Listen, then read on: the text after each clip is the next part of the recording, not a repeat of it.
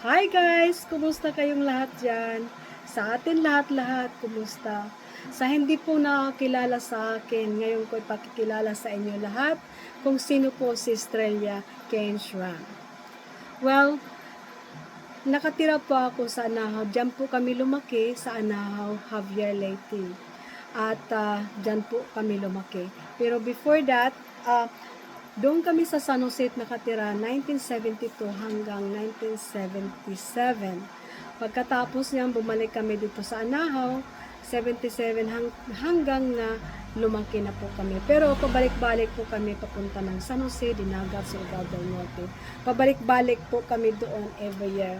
Lalo na po sa akin, nung nag-mission na po ako, every year po ako nandoon sa San Jose. Pagkatapos niyan, I'm 25 years old of that time. Nag-abroad naman ako, patungo po ng Hong Kong. Kaya, guys, alam ko po ang buhay ng abroad. Alam ko po ang buhay ng being domestic helper. Hindi po madali. So, being domestic helper po, gumigising pa ako ng maagang maaga. Nagigising ako ng 5:30 a.m. hanggat po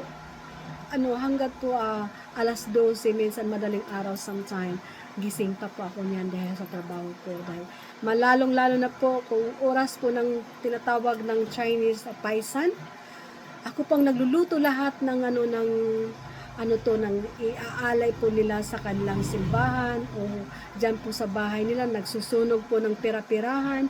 Ako pong gumagawa lahat po niyan. Tapos, pero hindi pa ako sumuko dyan, lalong pinagbuti ko pa ang trabaho ko. Tapos po, umabot pa ako ng 11 years po sa iisa ko pong amo. Dahil po sa kabutihan nila sa akin, sinabi ng anak ng amo ko, kapatid ng amo ko, na dalhin nila ako sa Amerika. Dahil nga po, sabi na regalo daw nila sa akin kung bakit nila ako dadalhin sa Amerika. Dahil tumagal po ako sa kanila at nagtiwala po sila sa akin. Kaya po ako nakarating ng Amerika. So, yun, naging po na yun nila na nakakaya yun dahilan kung bakit nagpa-Amerika po ako. So, sa loob po niya, nasa Amerika po ako, hindi po madali ang pinagdaanan po. Mas higit pa po, ang hirap po sa Amerika kaysa Hong Kong po. Dahil at least sa Hong Kong, marami akong kaibigan, marami pa akong mapagsusumbungan, marami akong mga cousin doon na mapagsusumbungan at nakikita po nila ako.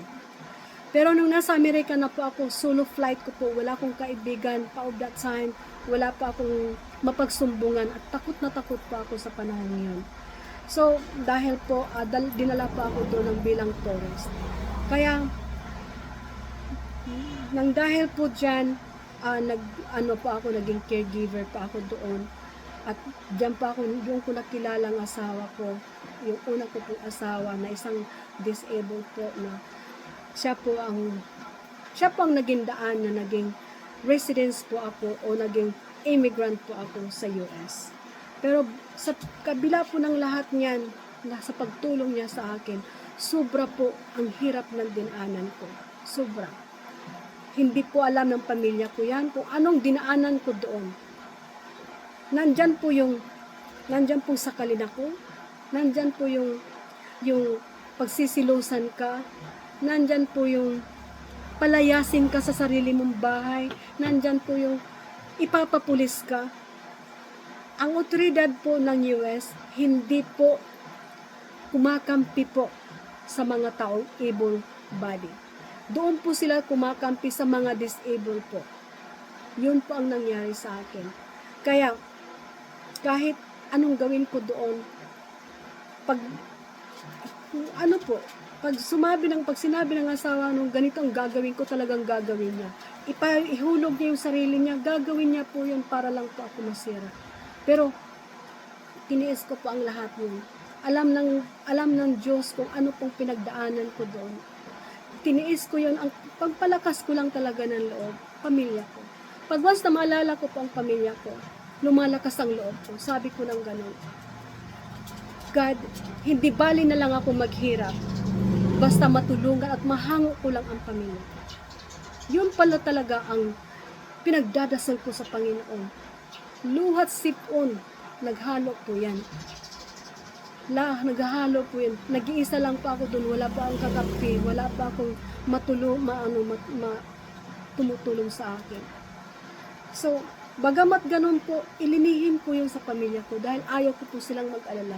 Sabi ko, di bali na lang ako maghirap. Basta, may hango ko lang ang pamilya ko. Pabalik-balik ko lang po yung sinasabi ko. Pero, minsan po, sa lahat ng hindi po maiwasan po ang selos. Ngayon ko lang po yun na-imagine o ngayon ko lang po yun na-analyze. Na kahit anuman ang hirap na dinaanan mo sa pagtulong mo sa pamilya mo, ikaw pa rin ang masama pagdating ng araw. Pasensya na po, masakit ang katotohanan. Dahil yun po ang totoo. So, pero mahal ko pong pamilya ko. Bagamat ganito lang po ako, mahal ko pong pamilya ko. Mas mabuti pa nga yung ibang tao yata. Pag ang ibang tao ang tulungan mo, hindi yan makakalimutan habang buhay. Lagi pa rin sasabihin sa pag makita ka, salamat sa ginawa mo. Pero pag pamilya mo, sasabihin pa sa'yo na kung ano-ano lang. You know? Kung ano-ano lang para lang sumama ang loob mo. Guys, magbago na po tayo. Baguhin natin ang mentality natin sa bawat isa sa atin. Maging members pa ng pamilya ko o ibang tao dyan, ibahin natin ang mentality natin. Kung nakikita mo ang kapwa mo na umaangat, magpasalamat ka sa Panginoon na umangat yung tao na kapitbahay mo, kamag-anak mo, dapat ka magpasalamat dahil biniyayaan ko sila. Malay mo, itong tao na to na biniyayaan, kayo na rin ang susunod kung lagi mo yan ipagdarasal. Pero kung inggit ang ang nandyan sa puso mo, ikaw lang mahirapan. You know why?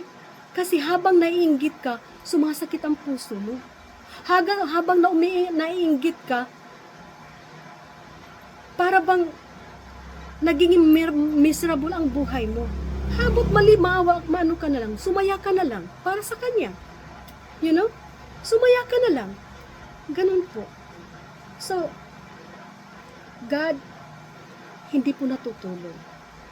Nakikita po ang bawat isa ng kilos natin. Nakikita po kung ano ang iniisip at ano ang ginagawa natin. So, yun lang po masasabi ko. Dapat ikatuwa po natin kung ang kamag-anak natin o kapatid natin ay umaasinso o naiba po ang buhay niya kaysa sayo. Kasi alam ko po ang taong yun, hindi yan makatiis pag once na ikinangangailangan. Alam ko yung taong yung umasinso na yun, kapag ikay lumapit, hindi yan magsisabing no. Yun po ang tandaan ninyo. Dahil bawat isa po sa atin, tayong mga Pilipino, yun ang mahirap sa atin mga Pilipino. Dahil kung alam nyo pong umaangat na yung isang tao, gusto nyo hilaing pababa, gusto pa nyo tapakan. Sana po, ma-analyze niyo po ang sinasabi ko ngayon. Nanaway, baguhin na po natin yung ugali natin. Maniwala tayo sa Panginoon. Ipagkaloob natin ang ating sarili sa Panginoon. Ang bawat desisyon natin, isali natin ang Panginoon. Kasi pag once na lagi kasali ang Panginoon sa buhay mo, hindi mo namamalayan, uy, ganito pala kasarap. Ganito pala kaganda ang pakiramdam kapag ang Panginoon ay nasa puso ko. You know? Kasi ako po, yan ang nararamdaman ko palagi. Nararamdaman ko kahit sino pa man yun ang sumira sa akin, kahit ano pa man ang nasa sa harapan ko na kahirapan o mga problema, hindi ko po yung binabaliwala ko lang po yan. Kasi sabi ko, lahat po isusurrender ko sa iyo, Panginoon. Bahala na po kayo. Kasi pag ganun sinasabi mo palagi, nai-involve ang Panginoon, gagawa ng paraan ng Panginoon, gaganda ang buhay mo. Pero pag yun, ang inggit, ang sumira, ang umira sa puso mo at isipan, guys, walang mapupuntahan sa'yo. Kung mayroon ka man, gumanda man ang buhay mo, pero miserable ka pa rin. Miserable pa rin ang buhay mo. Dahil bakit?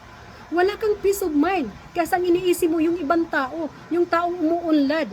You know? Think about it. Sige po.